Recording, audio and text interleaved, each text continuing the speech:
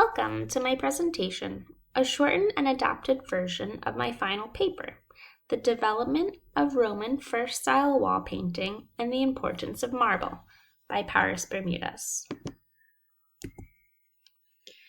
Every article about Roman first-style wall paintings begins with the tragedy of their neglect in scholarship due to their lack of pictorial design.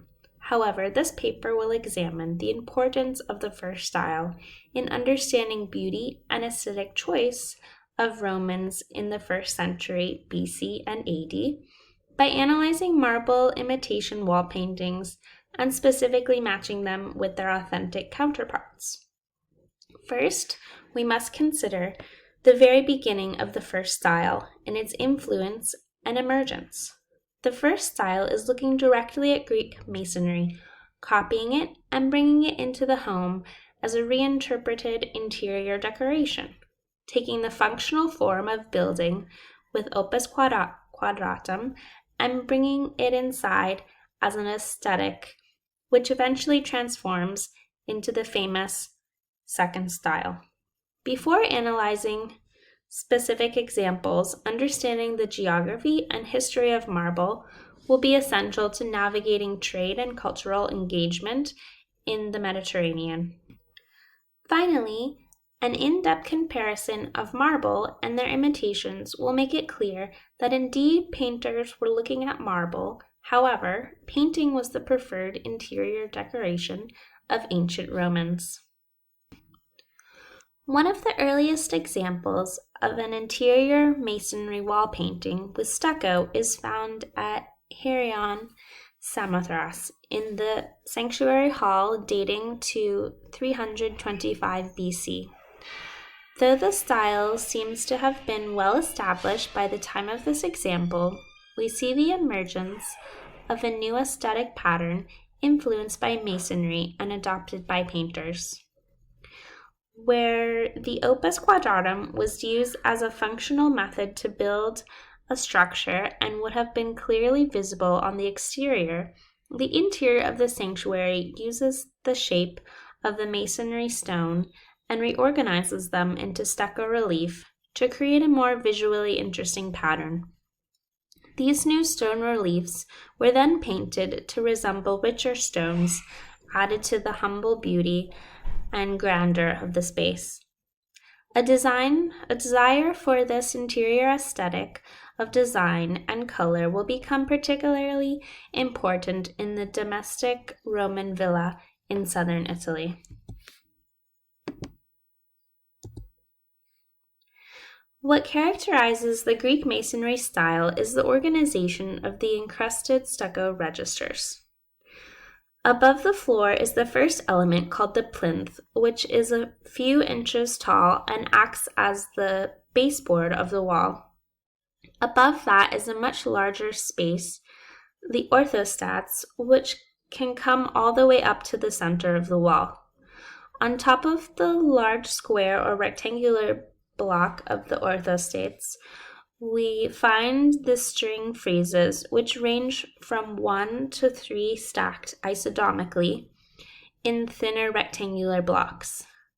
These string friezes carry the ornamentation of the wall with either stucco indented meanders, vegetal or floral designs, or even painted putti engaging in hunting, theater, or daily life activities.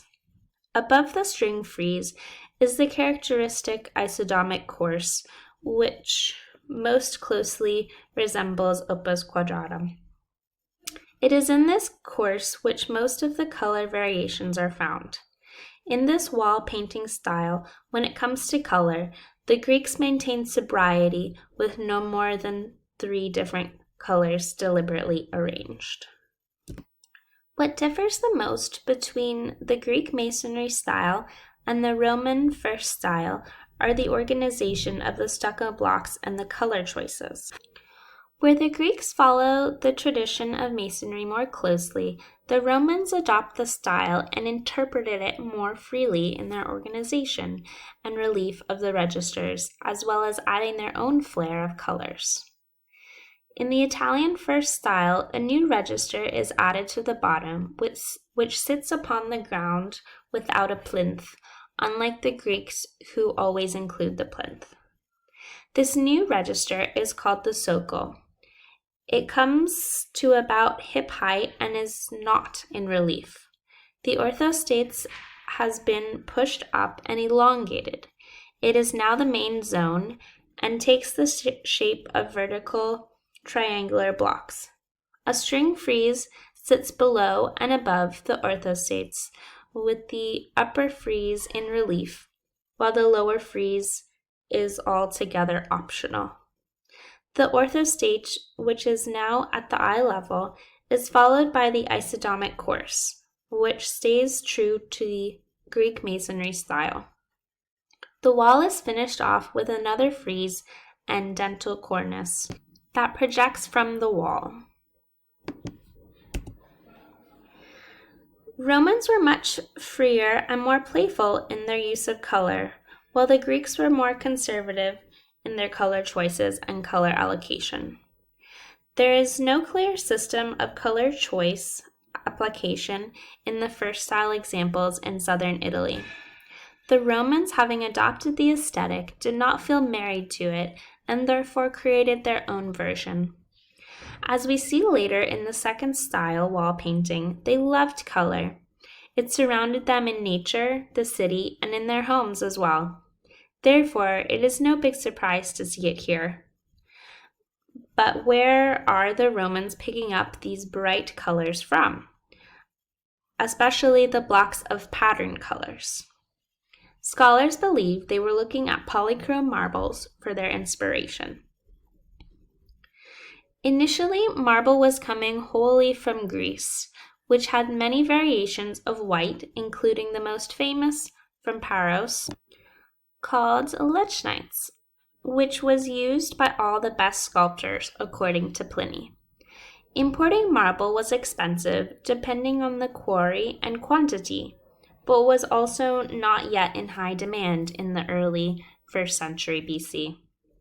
Some polychrome marbles could be found in Greece, but the main import sources for colored marbles would be from Asia Minor and northern Africa, first only available in small pieces.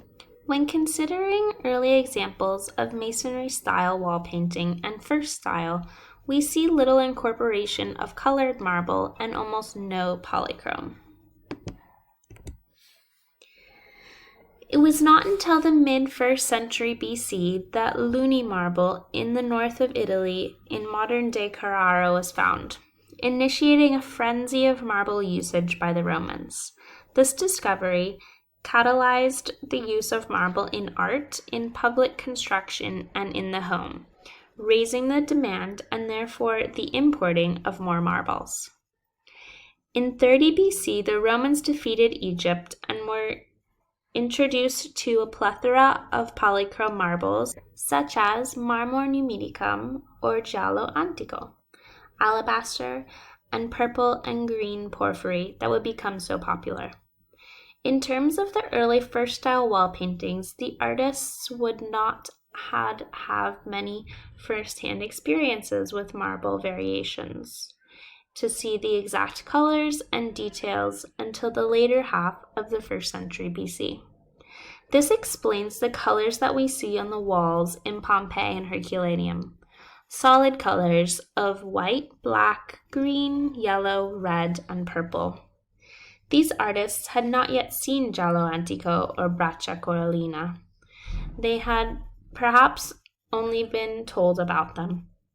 It is not until the later wall painting styles where we see richer marble painted in exquisite detail and convincing illusion. To be discussed are 3 case studies of Roman first-style wall paintings that exemplify the variations of imitation marble found in their respective times and the differences. The Samnite house in Herculaneum, 2nd century BC, House of Salustio in Herculaneum, 3rd century BC, and the House of the Faun in Pompeii, 50 to 79 AD, all exhibit the first style in dynamic spaces of the house, which people moved through. These case examples largely follow the Masonry register organization typical of the style. On this wall in the entryway of the Salmonite house, we see a flat socle and string frieze, followed by a dark cushioned orthostates composed of 2 stucco blocks. It is suggested that the socle is yellow, while the string frieze above and below the dark orthostates are a deep red. Above the second string frieze, we find the beautiful colors of the isodomic blocks of painted imitation marble. The compilation finishes with another frieze and a dentil cornice on the top in projecting stucco and indented motifs. The imitation marble that we see represented in the Salmonite house, starting in the top left corner, could be rosso antico, the red marble. Next, Breccia Coralina, the spotted marble. A white marble, the green porfido verde. The yellow marble could be giallo antico, the red rosso antico again, and the purple porfido rosso. The dark color of the orthostates could be basalt, another stone used for decoration. When examining the atrium of the House of Sallustio, we find similar marbles imitated. Though the color choices appear random, the continuity throughout the house is clear. Marble colors include rosso antico, giallo antico, and porfido rosso, black and white. Between these 3 wall sections, we notice the brightness and the amount of color exhibited, even some suggestions of an orange socle with white orthostates and basalt black string friezes. The large upper zone is red with a projecting stucco cornice. The complication of the imitation marble colors that we see in the House of Sallustio and the Salmonite house, however, is that we have little evidence that these modeled marbles were circulating at the time, especially when the demand for marble does not escalate until the end of the 1st century BC. Certainly, there was trade in the Mediterranean that would have brought small pieces to the possession of more wealthy people, but does that mean wall painters would have seen them? Most curious is the Breccia Coralina block example that imitates the red and white speckle design quite closely. This speculation brings to mind evidence from Cicero.